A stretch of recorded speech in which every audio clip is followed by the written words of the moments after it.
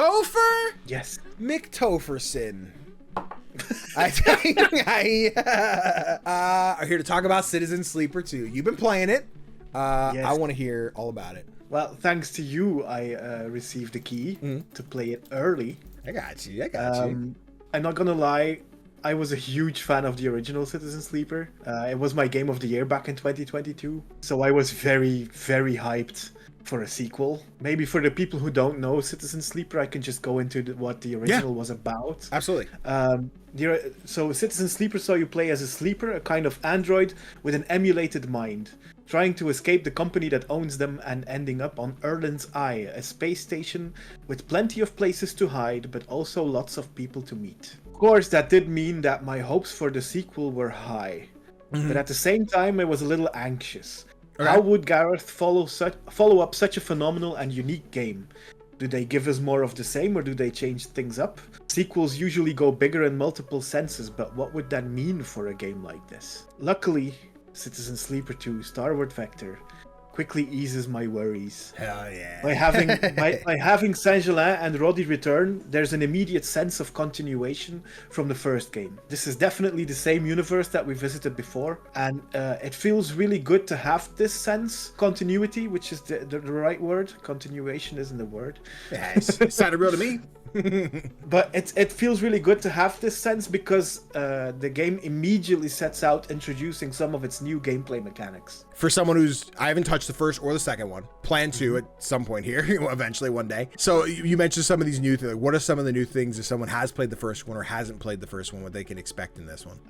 Well, most of the gameplay is pretty similar to the first game. Okay. So you still get a set of dice that are pre-rolled every cycle that you can then use to take actions. Every cycle there's this number of actions that are available to you, and you choose which dice to use for which action. There's always going to be more actions than you have dice for, so you really get to choose like which parts of the story you really want to invest in. It's also important to choose what number on your die to use for which action, because the higher the number, the more likely you'll have success with your dice roll. The other major gameplay loop in the first game was the dialogue choices. This is basically most of the game you're reading lots and lots of text. In these big blocks of text, you will be presented with some pretty difficult choices at times. Where, for example, something that really was the case in the first game and they've managed to continue in the second game is there are characters that are gonna ask you to trust them in some way, and you have to choose whether you do so or not. And in the first game, I really liked that the game was all about giving that trust, and maybe sometimes you would like that trust wouldn't get repaid, but a lot of the times it did. And it managed to let your sleeper build actual bonds with people. And I really like that about the game. And Citizen Sleeper 2 does that as well. But with one of the new gameplay mechanics, the contracts. Okay. It gives more... How should I say this? It's another way to build those bonds with people by giving them your trust when you're out on these contracts. Okay, so these are side quests or extra events you're doing? Are they You can call them side quests. Most of them are important to the main story. Yeah.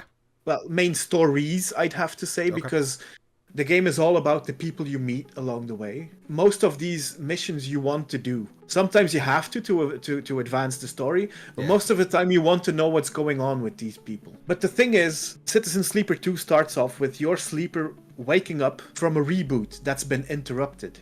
So basically, your crewmate, Seraphin, he initiated this reboot to get you off your addiction to stabilizer. Well, it's not an addiction. You need it to survive. But sounds like an addiction to me.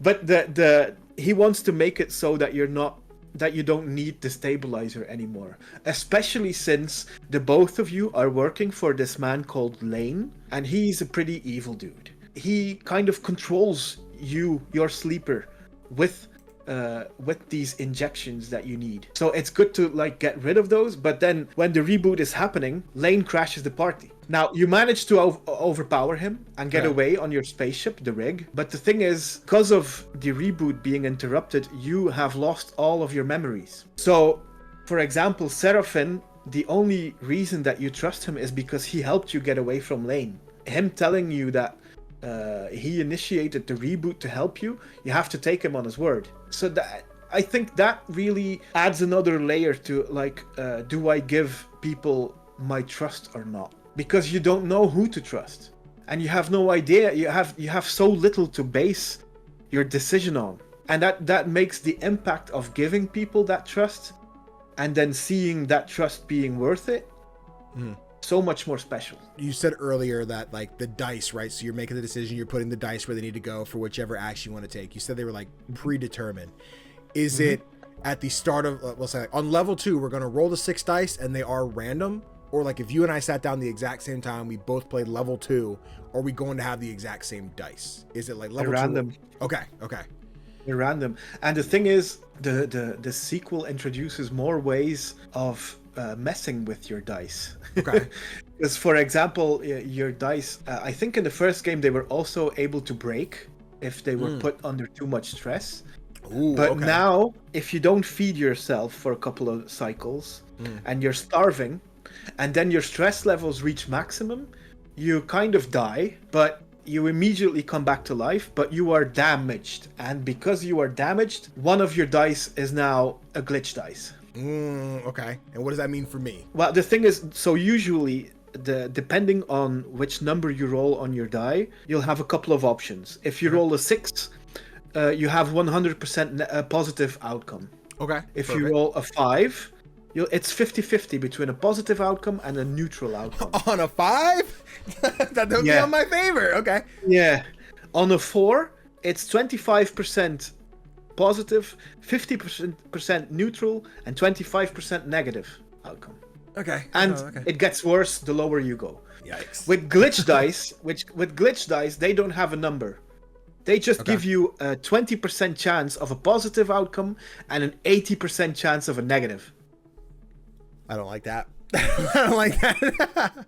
And but can I fix that glitch dice? Can I, like, do something to like undamage myself, or am I permanently have this glitch dice? That's permanently. Wow. Like if you break your dice, that you lose that die for a while until you can fix those dice can be fixed again. Okay. You just get one die less on the start of your next cycle. But glitch dice, they're forever, baby. Yeah. Shit, that sounds wild. Like, it almost makes you want to do, like, I don't know how quickly. Can I make all my dice glitch die if I just keep not feeding myself? I'm wondering if I do a glitch die run to see how bad can I do. Like, that sounds like a really fun thing to me. As someone who's not touched the games, of like, how chaotic could this get? That sounds like really cool. The thing is, it's chaotic, but it's not that much fun. I had moments in the game where I only had glitch dice, and it got frustrating because there's not really a negative outcome. Like, you just end the cycle and start a new cycle, and you once again have your glitch dice, and the story doesn't continue until you get your positive outcome. So you just get kind of stuck in this loop. What I haven't even mentioned yet is the game does go bigger than the original, because in the original you were stuck on Erlin's Eye, this spaceship. Yeah. But now you have to travel between different spaceships to get to meet more people, to uncover more parts of the story, and to find a way to get Lane off your back. You have to stay on the move because Lane is chasing you. And every time you stay on one spaceship for too many cycles, he gets closer and closer. So you have to stay on the move, but the thing is, to stay on the move, you need supplies, you need fuel. So you have to work to get those, and it creates this gameplay loop that's really satisfying. That's fun. And so if Lane catches you, is that like you failed the mission today? Is it? I haven't let him catch me yet. Fair enough. Valid. I should try that just to see what happens. Because I'm wondering if it's not a bad ending, but like this is another mission set of like I've been captured by Lane, I have to escape type deal, or if it is just like, oh, you died, time to start the. So we say cycle. Is that a day? Is that a week? Is that a run? Yeah, that's a day. It's a day. Okay. Yeah, and I think if he manages to catch up to you, there are probably ways to get away from him. In the first game, you were also being chased by someone, and if he managed to catch up, things just happened. It's Yeah. basically like a tabletop game. Things just evolve, and you have to adapt. I know I've joked before about already knowing my game of the year, but it's gonna take something really special to beat this. I am so grateful to you that I got to play this early because of you. Of course, yeah. You had behind the scenes, right? You had I think I got it like sometime in the afternoon, which would have been like much later for you. I'm like, he's probably asleep already. So I said that, I'm like, hey, Merry Christmas or some shit like that. Yeah. Just with the like, hey, here's the code for Citizen Sleeper 2. Here's the embargo. Don't break the embargo. And you're like, holy fuck! And I was like, and I was like, you were looking forward to it more than I, like 100%. Like you had played it and everything. So, and I didn't know. And another code, which redacted. I was like, I don't know if so many games has you like set up. I don't know the process. If they're like, hey, when we get this key, like this one's in your hands, or like what if it would go to someone else. And either way, but I was like, in those cases, I'm like, cool. Then if you already have it, I could give it a shot. But in this case, I'm like, oh yeah, this is one that like I would want Topher to cover, as opposed to someone who's like, I'm jumping into the second one and I don't really have the love for the first one yet. That I could be like, oh, it's so much better in this way than the other. And I think having your perspective on it felt like the right way anyway. So I'm just grateful. And the thing is, if you're invested in like this universe since the first game, there's so much here that you'll recognize. For example, there are characters from the first game that I was make about an to appearance ask. here. Okay. But also after the release of the first game, Gareth wrote these Helion dispatches, which were like radio messages from inside this universe.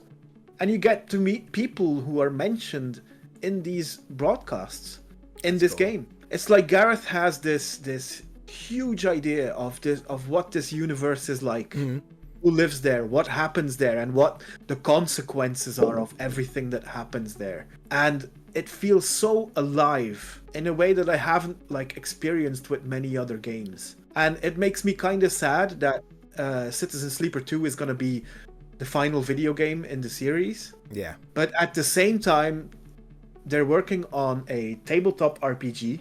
They sure are. For this universe. And I think that's gonna be massive.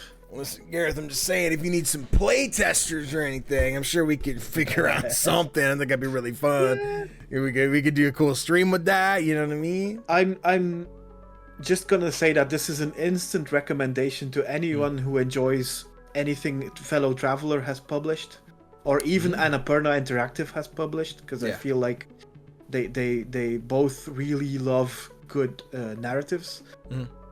Anyone who loves warm human sci-fi in the vein of Duncan Jones's Moon, or even Becky Chambers' Wayfarer's book series, you're gonna love this, and like play both of the games. They're both on Game Pass. For RPGs, they're not overly long. This one I finished in about 12 hours, and I took my time with it. So it's gonna be Game of the Year. It's gonna be.